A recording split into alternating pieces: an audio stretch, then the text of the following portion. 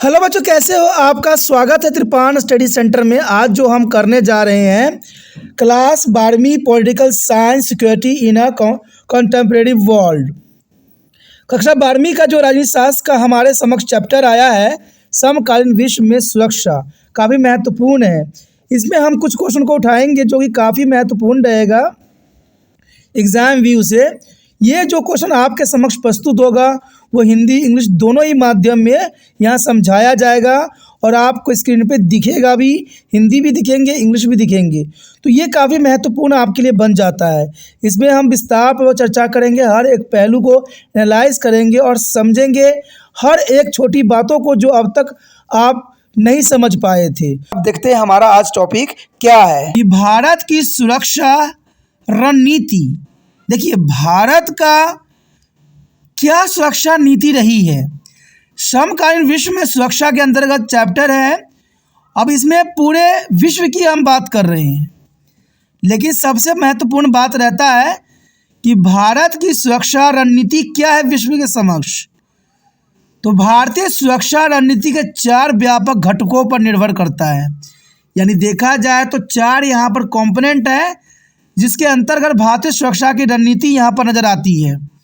और ये 4 रणनीति काफ़ी महत्वपूर्ण है। पहला रणनीति यही कहती है कि सैन्य क्षमताओं को मजबूत करना, और भारत की सुरक्षा रणनीति का पहला घटक है कि सैन्य क्षमताओं को क्या करना है, मजबूत करना है।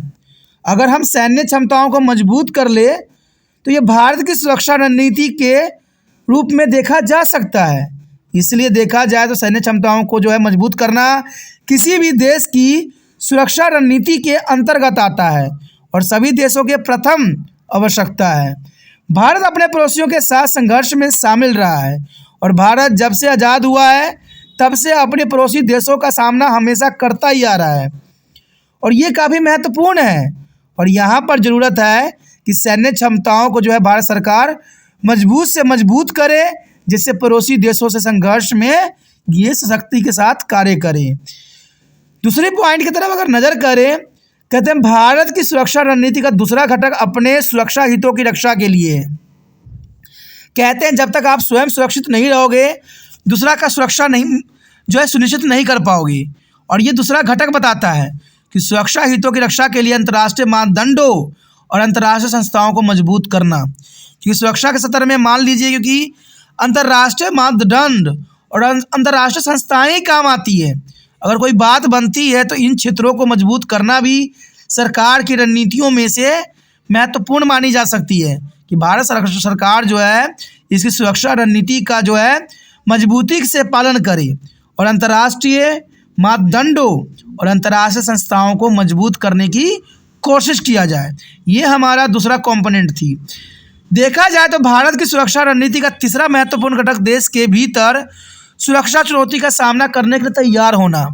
देखिए, कहते हैं बाहरी खतरा तो हमें सदैव लगी रहती है और बाहरी लोगों से जो है हमें खतरे में बचा भी जा सकता है, लेकिन सबसे बड़ा मुसीबत तो हमें अपनों से पड़ती है। क्योंकि सुरक्षा का सबसे बड़ा चुनौती जो होती है हमारे अपने ही होते हैं, क्योंकि सुरक्षा चुनौती का सामना करना पड़ता है हमारे देश के भीतर ही। इतने तरह की रणनीति होती रहती है, राजनीति की जाती है, जैसे हमारा देश सदैव ही खतरों में पड़ी रहती है। आए दिन देखा जाए तो सांप्रदायिक दंगा फसाद भारत में होना एक आम बात हो गई है। राजनीतिक नेताओं के अपनी सिक्का चलाने के लिए हर तरह के जो है प्रयास करते हैं और हर तरह से लोगों को जो है प्रताड़ना भी देती हैं। तो तीसरा घटक जो है भीतरी सुरक्षा की चुनौती के ऊपर ध्यान देने के लिए केंद्रित किया गया है। चौथी घटक देखा जाए तो चौथी घटक अपनी अर्थव्यवस्था को इस तरह से विकसित करना है कि नागरिक का विशाल जनसमूह गरीबी दुख से बाहर निकल जाए। देखिए, ये काफ़ी महत्वपूर्ण बात है। चौथी घटक जो यहाँ ली गई है काफ़ी महत्व रखता है कि अर्थव्यवस्था को मजबूत करना। यानी जिस देश की अर्थव्यवस्था मजबूत है उस देश में किसी प्रकार की तकलीफ नहीं रहती है और भारत को चाहिए कि अर्थव्यवस्था को मजबूत करे।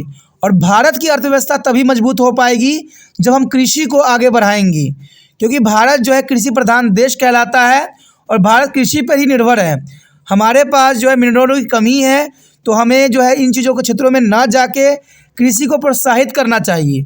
कृषि हमारे देश में अगर रॉ मटेरियल उत्पादन करता है तो पूरा विश्व के लिए महत्वपूर्ण बन जाता है और सारे देश जो है भारत की तरफ नज़र भी नहीं उठा सकेंगे और सबको जो है ज़रूरतों को पूरा भारत से हो सकती है।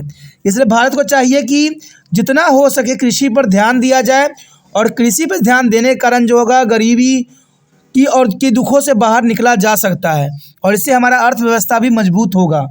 तो ये चौथी घटक जो है काफ़ी महत्वपूर्ण है कि हमें अर्थव्यवस्था को विकसित करना चाहिए, मजबूत करना चाहिए। कहते हैं ये हथियार के अधिग्रहण को भी नियंत्रित करती है।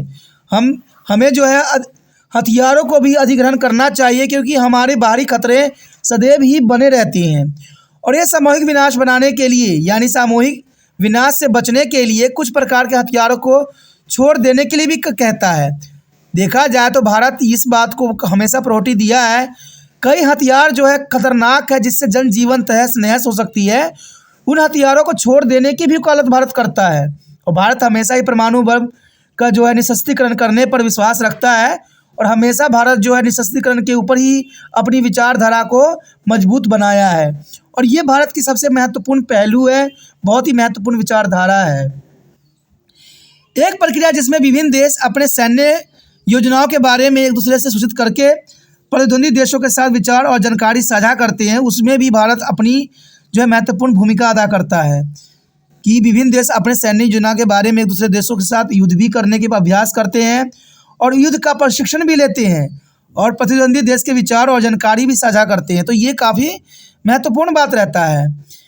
यह एक देश को कम आय और कम आर्थिक विकास की पीड़ित होने के लिए संदर्भ करता है जिसे कम से कम विकसित या विकासशील देशों के रूप में वर्णित किया जाना चाहिए। तो देखा जाए तो विकसित और विकासशील, विकसित वो देश जो अपनी पूरी तरह से खुद पे सक्षम है और विकासशील जो दूसरे देशों पर आज भी अपनी निगाहें जो है बरकरार रखे हुए हैं। तो ये काफ़ी महत्वपूर्ण बात रहती है। यह कुछ विशेष कारणों से एक राज्य के दूसरे राज्यों में मानव संसाधनों की आवाजाही भी सुनिश्चित करेगा। देखिए ये बात काफ़ी महत्व रखता है कि विशेष कारणों से एक राज्य दूसरे राज्यों में मानव संसाधनों की आवाजाही भी जरूरी होता है। इससे देश की जो इकोनॉमिक अर्थव्यवस्था मजबूत रहती है, बनी रहती है और काफ़ी महत्वपूर्ण भी रहती है। दोस्तों इसी के साथ हमारा जो पॉइंटों की सिलसिला थी यहीं पर रुक जाती है। इस पूरे ही पॉइंट जो है आपके पूरे सिलेबस को कवर करता है जो कि काफ़ी महत्वपूर्ण है। आपको हर एक पॉइंट को ध्यान से समझना चाहिए, देखना चाहिए, लिखना चाहिए क्योंकि ये आपके एग्जाम व्यू से महत्वपूर्ण है और त्रिपान स्टडी सेंटर ये विश्वास दिलाता है कि इन सभी पॉइंटों को अगर आप कर लेते हो तो एग्जामिनर इन पॉइंटों से अधिक कुछ भी नहीं दे सकता है और ये विश्वास नहीं, यकीन है, ठीक है। और ये बाद में आप भी कहिएगा, इसलिए सोचिए नहीं, सभी पॉइंटों को नोट कीजिए, सभी पॉइंटों को समझिए, बार बार समझिएगा तो ज़रूर अच्छे से समझ में आ जाएगा, ये विश्वास है। और मुझे विश्वास ये भी है कि ये वीडियो को आप शेयर भी कीजिएगा, जितने हो सके इस वीडियो को दूसरे बच्चों के साथ शेयर कीजिए क्योंकि मैं जानता हूँ आप ही एक माध्यम हो क्योंकि आप भी उसी क्लास में पढ़ते हो, आपके दोस्त मित्र भी उसी क्लास में पढ़ते हैं और आपके पास उनका व्हाट्सएप ग्रुप भी होता है। तो ये काफ़ी महत्वपूर्ण, आपसे मैं हमेशा कहता हूँ कि वीडियो को शेयर कीजिए, ठीक है। यूट्यूब से लिंक को कॉपी कीजिए और व्हाट्सएप स्टेटस पे लगाइए। जो बच्चे आपके कॉन्टैक्ट में होंगे वो वीडियो जरूर देखेंगे। जिनको देखना होगा, जिनको समझ में आएगा वो रखेंगे, जिनको समझ में नहीं आएगा वो इग्नोर करेंगे। लेकिन दोस्तों कहते हैं हमेशा अपना बेस्ट देना चाहिए।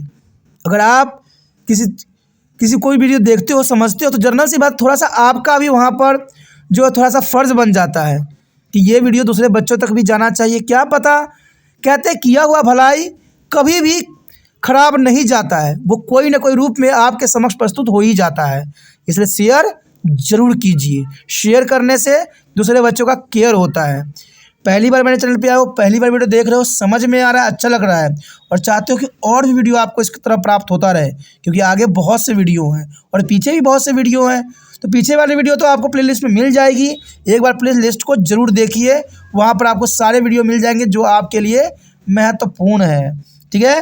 और आपको पता ही होगा कि त्रिपान स्टडी सेंटर 8 से लेकर MA तक के बच्चों के लिए महत्वपूर्ण प्लेटफॉर्म यहाँ तैयार किया है। तो ये काफ़ी महत्वपूर्ण बात रहता है, इसलिए सोचिए नहीं, विचार न कीजिए, अभी त्रिपान स्टडी सेंटर को सब्सक्राइब करके अपने मोबाइल में सेव कीजिए।